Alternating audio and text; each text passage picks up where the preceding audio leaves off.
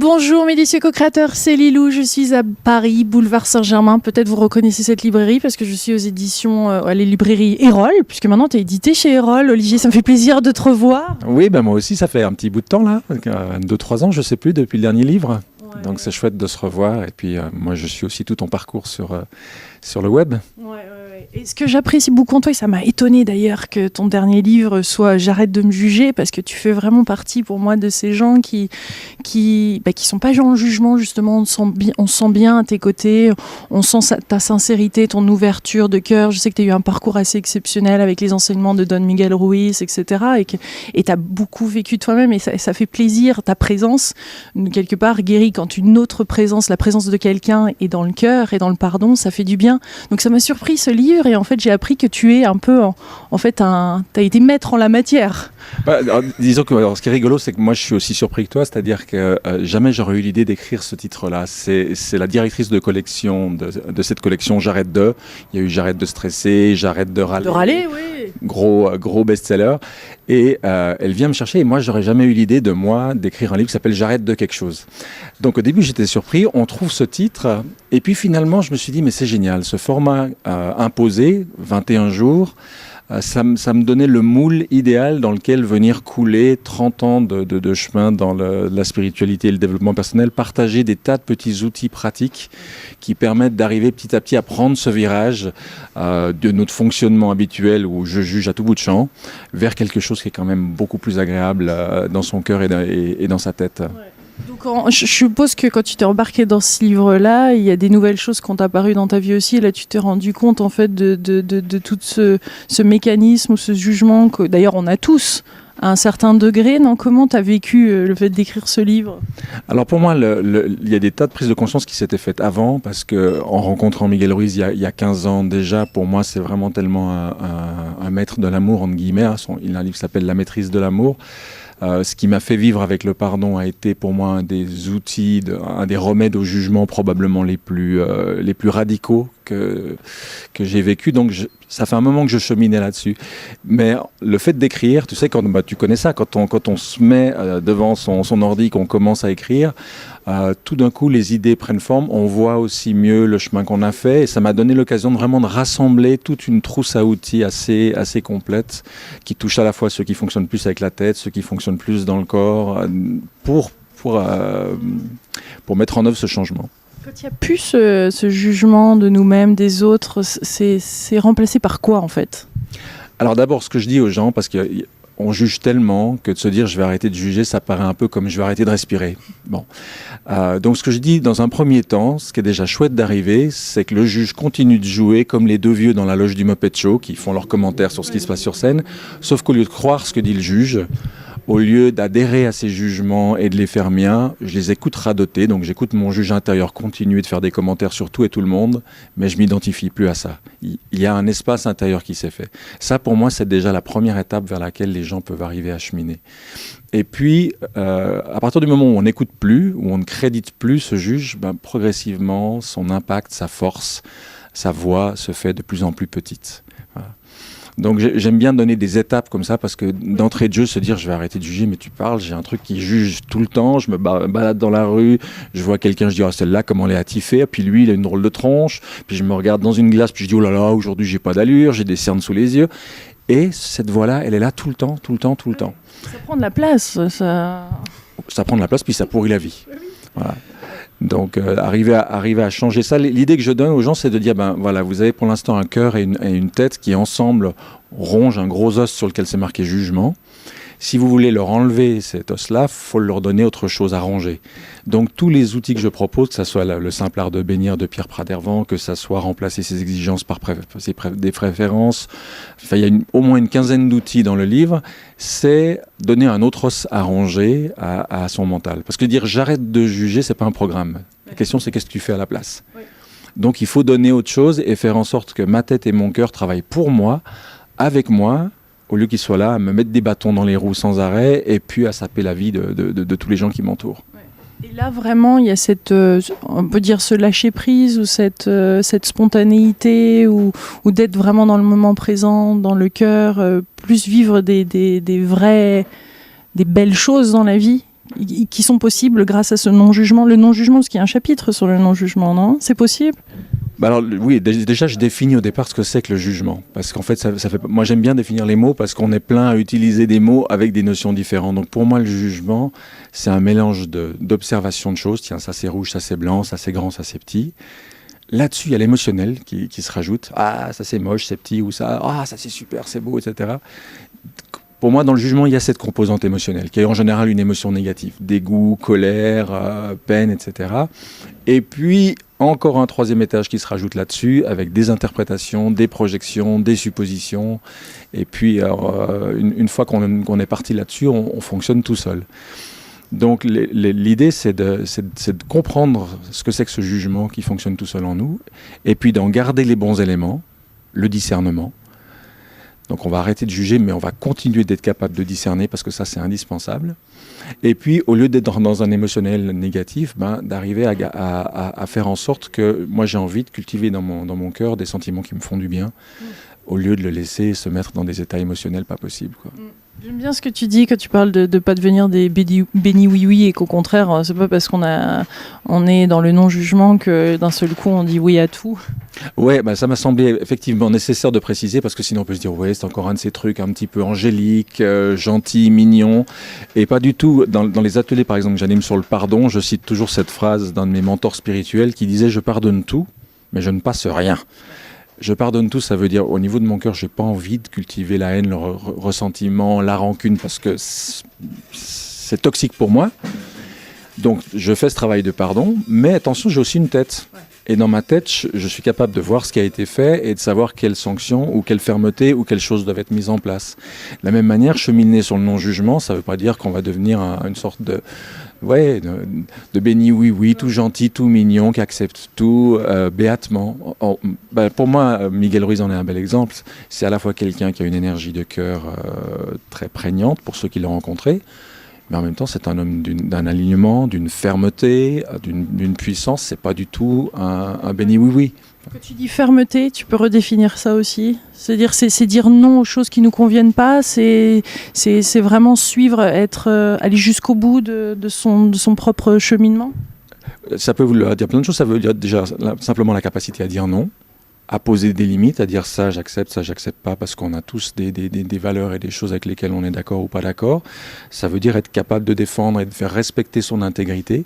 Ça, c'est deux mots, par exemple, qu'on trouve beaucoup chez les Ruiz et que j'aime bien, cette notion de respect de soi et d'intégrité. Ça veut dire je ne vais pas laisser les gens mal me traiter parce que je me respecte assez pour, tout en ayant tout l'amour du monde, être aussi capable, là où c'est nécessaire, de faire preuve de fermeté. Fermeté, c'est pas agressivité, c'est pas méchanceté. Mais c'est une dimension de force qui est aussi là, à côté de la dimension d'amour ou de discernement. Oui, parce que l'amour peut dire non, et l'amour est puissant. C'est pas justement ce petit côté bisounours ou tout fleuri, tout rose, que des fois on pense de loin. Oui, et puis je trouve qu'il y a plusieurs auteurs qui parlent de ça de manière intéressante aujourd'hui, exactement ce que tu dis là, c'est-à-dire qu'on peut avoir ce qu'ils appellent l'amour fort ou l'amour courageux, c'est-à-dire qui ne va pas forcément dans le sens de ce que la personne voudrait, mais qui va servir quelque chose vraiment de beau, de grand, quitte à ce que ça puisse être un peu dérangeant sur le moment. Tu parles de l'intuition aussi dans le livre, parce que des fois on a ces fortes intuitions, mais justement ça peut peut-être être terni ou tinted, comme en anglais, teinté par peut-être des choses qui se sont mal passées dans le passé, et dans le coup le jugement va bloquer en fait cette... Tu vois ce que je veux dire ? Oui, sauf que j'en parle pas dans celui-là, j'en parlais dans celui d'avant qui s'appelle Mettre de l'ordre en soi, où je proposais un outil qui s'appelle le tamis à 4 étages. Les gens se sont appropriés en appelant ça les 4 tamis. Et les 4 tamis correspondent au plan spirituel, intellectuel, affectif et physique. Et pour moi, l'intuition, elle relève vraiment d'un lien avec le spirituel. Tout d'un coup, tu sais quelque chose, mais tu sais même pas comment ni pourquoi tu le sais. C'est une sorte de révélation, c'est quelque chose qui te donne une information qui est juste, mais tu sais pas d'où elle te vient. Et donc ça, j'en parle pas dans J'arrête de juger parce que c'est moins le sujet, mais c'est intéressant effectivement, comme tu dis, de pas confondre un pressentiment qui est quelque chose de l'ordre du cœur, ou mes peurs, mes doutes, mes envies. Le jugement de nous-mêmes ou des autres qui nous freine pour suivre ces intuitions, qui est vachement utile quand même de nos jours. Voilà. Effectivement, on peut ne pas écouter la voix de son intuition parce que soit les doutes, soit mes peurs, soit autre chose vont faire que je vais me couper d'une source d'information qui est extrêmement précieuse. Ouais.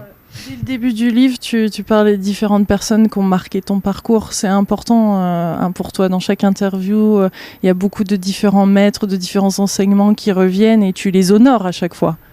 Ça me semble important parce que je crois qu'on se fait pas tout seul. Et moi, j'ai eu la chance très tôt, dès l'âge de 20 ans, de faire des rencontres déterminantes de gens qui m'ont apporté des connaissances, des outils, des moyens très concrets de m'occuper soit de ma santé, avec la rencontre avec le docteur Chaler à l'époque à Genève, soit du relationnel, soit d'autres choses. Donc effectivement, j'en cite plusieurs. Charles Rogeman.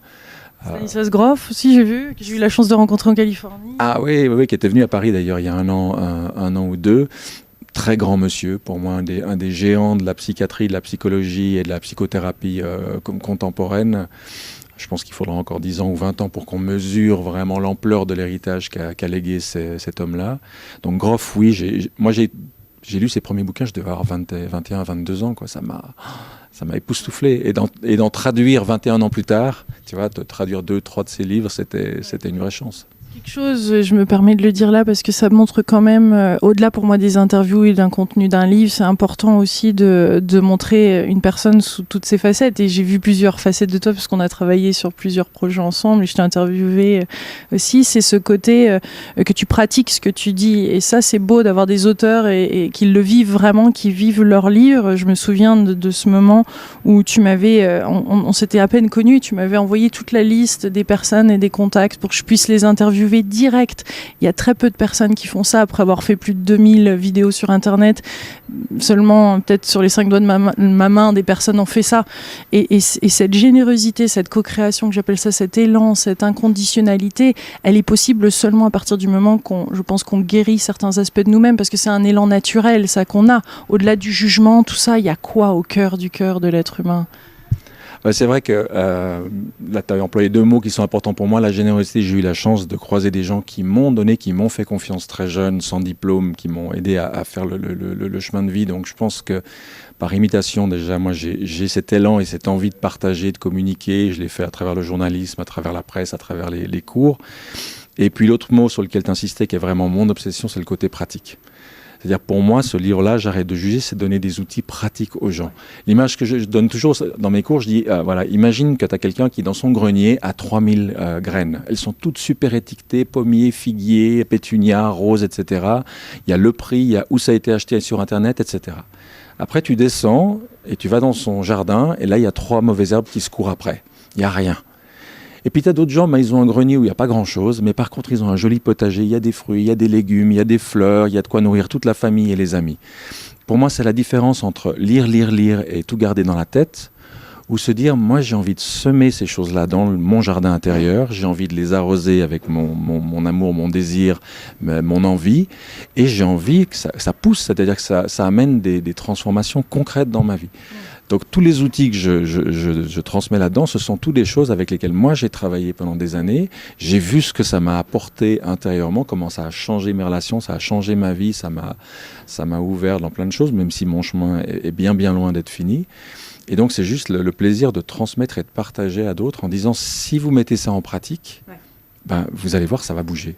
Ça va changer. Il y a une des pratiques sur le feu, tu parles du feu, de une fois par semaine, jeter ses jugements au feu. Oui, parce que c'est intéressant d'amener les gens à prendre conscience à quel point on juge. Donc, premier exercice, c'est pendant une journée, tu notes toutes les fois où tu es dans le jugement. Contre les autres, contre toi-même.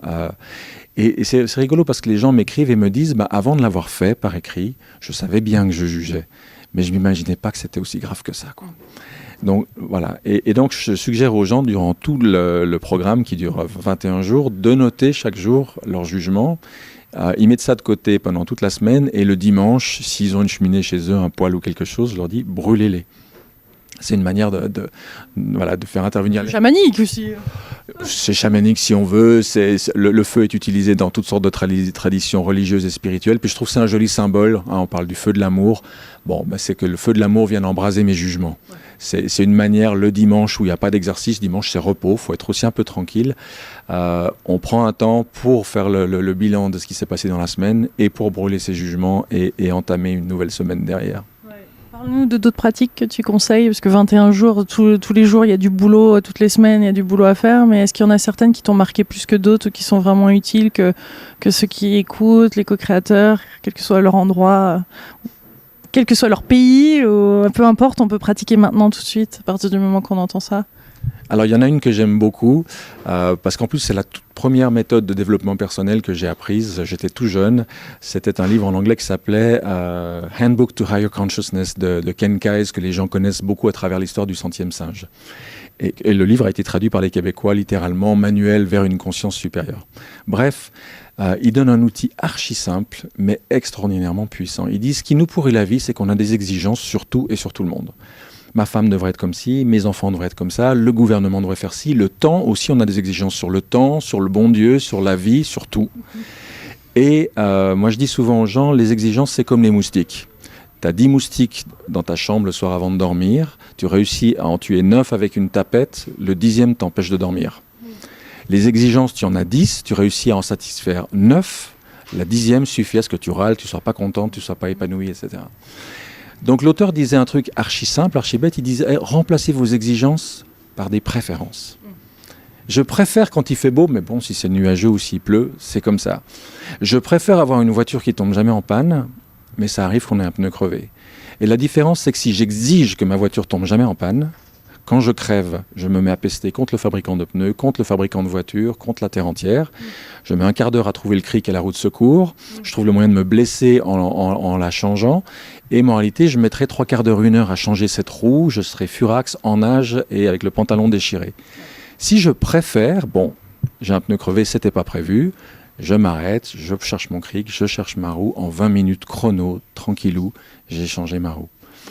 Et de s'amuser à faire ça, c'est-à-dire se prendre sur le fait chaque fois que j'exige que la caissière soit polie, que les gens dans la rue soient pas comme ça, que le médecin soit pas en retard, etc.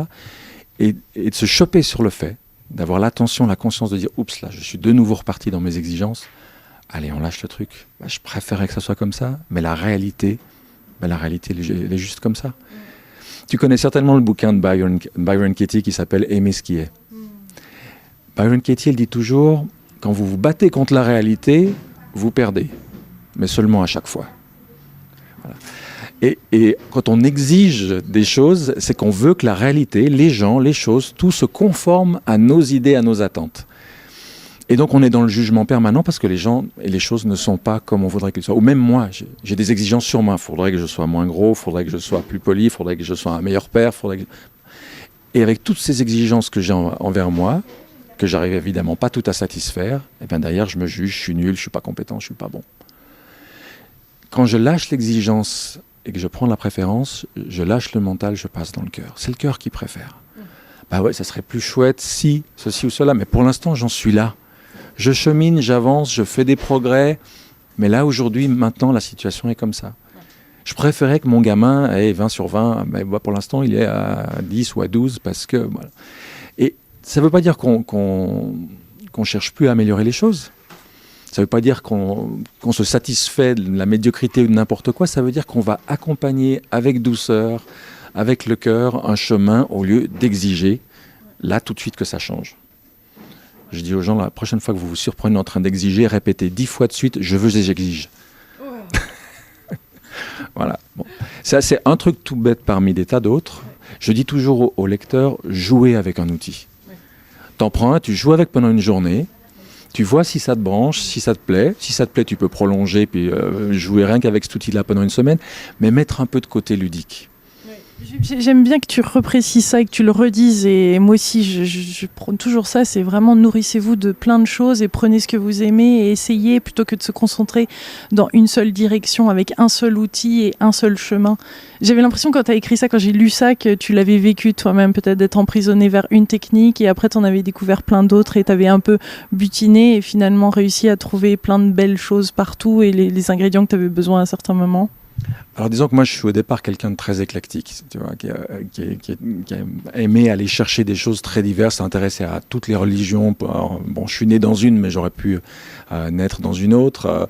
Au niveau alimentaire, j'ai passé 3 ou 4 ans à tester tous les régimes alimentaires possibles et imaginables sur moi, végétarien, végétalien, Kousmine, Shelton, etc., pour voir sur moi, là, maintenant, ce qui me convenait le mieux. Et ça fait 20 ans que je cite cette phrase de Maslow qui dit « À celui qui n'a qu'un marteau, tous les problèmes sont des clous ». Tu vois. Et c'est le gros risque. Tu as maîtrisé un super outil de développement personnel, je dis n'importe quoi, la PNL, la CNV, etc. Et là où ça devient un drame, c'est quand tu penses qu'avec cet outil-là, tu vas tout régler au boulot, en famille, partout. Non, c'est un bel outil, merveilleux, génial, mais d'en connaître un autre, puis un autre, etc., on se fait une vraie trousse à outils. Il n'y a pas de couteau suisse. Il n'y a pas le truc qui marche partout et tout le temps. Ça n'existe pas, quoi. Le pardon et le jugement, parce que tu as beaucoup travaillé sur le pardon et tu as plusieurs livres sur le pardon, ou le don du pardon, c'est le titre, un cadeau que Don Miguel Ruiz t'a donné. Mais comment, je sais qu'à la fin le 21e jour, je crois, c'est le jour du pardon, la dernière semaine, comment le jugement et le pardon, quel est le lien entre les deux ? Alors le lien est très fort parce que d'abord, tu ne peux pas juger quelqu'un et lui pardonner en même temps. Soi-même aussi, il y a des tas de choses où on se juge impitoyablement parce qu'on ne sait jamais pardonner telle gaffe, telle chose, telle erreur, telle maladresse qu'on a faite. Et c'est pour ça que je disais tout à l'heure que pour moi, le pardon, ça a été vraiment un des outils les plus transformateurs pour sortir du jugement. Surtout que le don du pardon, cette manière de travailler le pardon que j'ai reçu de Miguel Ruiz, elle prend tellement les choses à rebours de tout ce qu'on nous a appris dans la religion ou ailleurs, qu'elle réussit à changer les choses là où beaucoup de gens ont beau vouloir pardonner, tu veux, mais le cœur lui dit non, moi je veux pas. Voilà. Donc pour moi le pardon c'est un des principaux outils. Il arrive à la fin dans le livre parce que je propose des tas d'autres choses différentes, mais moi j'anime maintenant depuis 4 ans des ateliers sur le pardon. Depuis 14 mois j'ai lancé des cercles de pardon autonomes. Aujourd'hui il y en a 25. En 14 mois, 25 cercles se sont ouverts en France, en Suisse, en Belgique, en Polynésie. Je pars en Guadeloupe le mois prochain. Ça champignonne de partout, c'est magnifique. Et en fait, ça vient du fait que les gens, quand ils ont vécu cette expérience-là une fois, ça les a tellement touchés, ça les a tellement transformés qu'ils ont envie de partager ça à leur tour. Donc là, en ce moment, je reçois des demandes de gens qui ont participé à un cercle de pardon ici ou là, puis qui me disent comment je peux faire pour en animer un moi aussi. Donc je vais devoir répondre à une demande qui est inattendue parce que quand on a vécu dans le jugement pendant des années, quand on s'en veut, quand on s'accable de reproches, quand on refuse de se pardonner ce qu'on a fait ou ce qui nous a été fait, non seulement on s'intoxique, on se ratatine, on est mal, on ne peut pas avancer. Le jour où tout d'un coup une clé, un outil permet d'arriver à mettre un baume là-dessus, à cicatriser ces vieilles blessures-là, ça dégage un espace de liberté, non seulement dans le cœur, mais dans la tête, qui est juste incroyable, quoi. Tu dirais que les autres, dans notre rapport aux autres, les autres sont un miroir en fait de nous-mêmes, et si nous jugeons les autres quelque part, c'est que nous jugeons nous-mêmes de cette même blessure et on s'en veut. En fait, le travail, il est le même. Alors il y a toujours cet effet miroir, aussi bien pour le jugement et pour le pardon. Si il y a des choses que j'arrive pas à me pardonner à moi, j'aurais du mal à te les pardonner à toi. Si je te les pardonne pas à toi, je me les pardonnerai encore moins à moi. Et puis si je juge certaines choses chez toi, je vais avoir ces mêmes jugements contre moi. Il y a toujours ce double effet.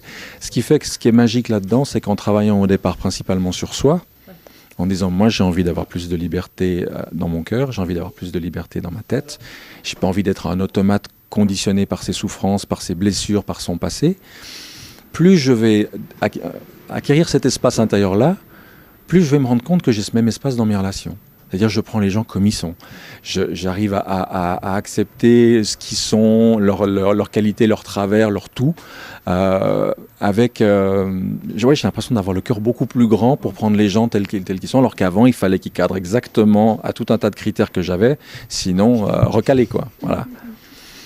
Donc. Un dernier petit mot par rapport à ce livre, quelque chose qui est important, qui serait bien à signaler maintenant. Bien sûr, il y a tellement de choses, il faut le lire, mais au-delà de ça, s'il y a un dernier petit mot de la fin ou quelque chose qu'on n'a pas mentionné là dans cette interview qui te paraît important. Il y aurait plusieurs choses. Vas-y, envoie, allez, on y va. Alors, je termine le livre avec une idée qui me plaît bien parce que je trouve intéressant de changer le regard qu'on a sur des choses difficiles. Et par exemple, les gens qui ont grandi dans une culture judéo-chrétienne ou chrétienne, la notion de jugement dernier est quelque chose avec lequel on a fait peur à des générations de gens. Un jour, les âmes vont être pesées, certains iront en enfer, d'autres au paradis, etc. Donc le jugement dernier, ce terme est porteur de quelque chose de très lourd et de très inquiétant, qui est complètement paradoxal dans une religion qui nous présente Dieu comme un père plein d'amour. Et je trouve joli de dire qu'en fait, au lieu de parler de jugement dernier, on pourrait parler du dernier jugement. De se dire le jour du jugement dernier, c'est le jour où moi, je prononcerai mon dernier jugement. Tu vois. Et du coup, au lieu de se dire un jour il y aura ce jugement dernier, ça me fout la pétoche, de me dire si je continue, si je travaille régulièrement comme ça, un jour je vais arriver au moment où je prononcerai mon dernier jugement. Mais pour ça, il faut que je fasse copain avec le temps, en me disant, quand je veux faire du judo, de l'aïkido, je m'inscris dans un club, j'en fais 1h30, 2 fois par semaine, puis je sais qu'au bout de 3 ans, je serai ceinture orange, au bout de 5 ans, ceinture verte ou ceinture bleue, et au bout de 10 ans, ceinture noire. Moi, je dis dans mes cours, si vous pratiquez les arts vénusiens, Vénus, déesse de l'amour, donc la compassion, la gratitude, l'amour, l'écoute bienveillante, la tendresse, etc. Si vous pratiquez ces arts-là avec la même régularité, consacrez-y simplement 2 soirs par semaine, eh bien vous verrez dans 3 ans, vous serez ceinture orange de pardon, vous serez ceinture bleue de gratitude dans 8 ans, et dans 10 ans, vous serez ceinture noire d'écoute, d'empathie, d'ouverture du cœur et tout ça. Ça fait toujours rire les gens. Surtout, vous verrez le bonheur que vous vivez dans votre vie, parce qu'au-delà des niveaux, et c'est vrai, des ceintures et des labels qu'on peut mettre sur les choses, la qualité de la vie qu'on vit après est quand même appréciable tous les jours, justement. Bah oui, parce que quand tu fais des arts martiaux, ça t'amène à te protéger contre les agressions physiques éventuelles que tu as dans la rue. Avec ces arts vénusiens, ça veut dire que toutes ces situations qui normalement m'auraient vexé, m'auraient contrarié, m'auraient mis en colère, etc., tout d'un coup, je sais composer avec. Et comme tu dis, ben oui, les relations deviennent beaucoup plus agréables, beaucoup plus chouettes, quoi. Mais il faut inscrire ça dans le temps. Il ne faut pas se dire, voilà, en 3 semaines, ça va être réglé, ou en une retraite, ou en un week-end. On entame un processus, et puis au fil des mois et même des années, on va à un moment vraiment voir que les choses ont bougé. Thierry Jensen, juste un petit mot sur lui, parce qu'il a fait la préface. Oui, parce qu'en fait, c'est rigolo, on ne s'est jamais rencontrés, Thierry et moi, mais il m'avait envoyé un super joli mot il y a des années sur mon livre « La grenouille qui ne savait pas qu'elle était cuite ». Et comme la règle chez Erol, c'est que ses livres ont une préface, j'ai pensé à lui. J'avais adoré son livre « Confidence d'un homme en quête de cohérence ». Et il m'a fait une super jolie préface, qui est presque plus un éloge qu'une préface. Mais vraiment, voilà, ça m'a beaucoup touché, ce qu'il m'a écrit en début d'ouvrage. Merci Olivier pour cette interview et de diffuser avec générosité tous ces conseils. Merci. Merci à toi. Plein de gros bisous à vous, délicieux co-créateurs, mon Dieu, qu'on vous aime. À bientôt.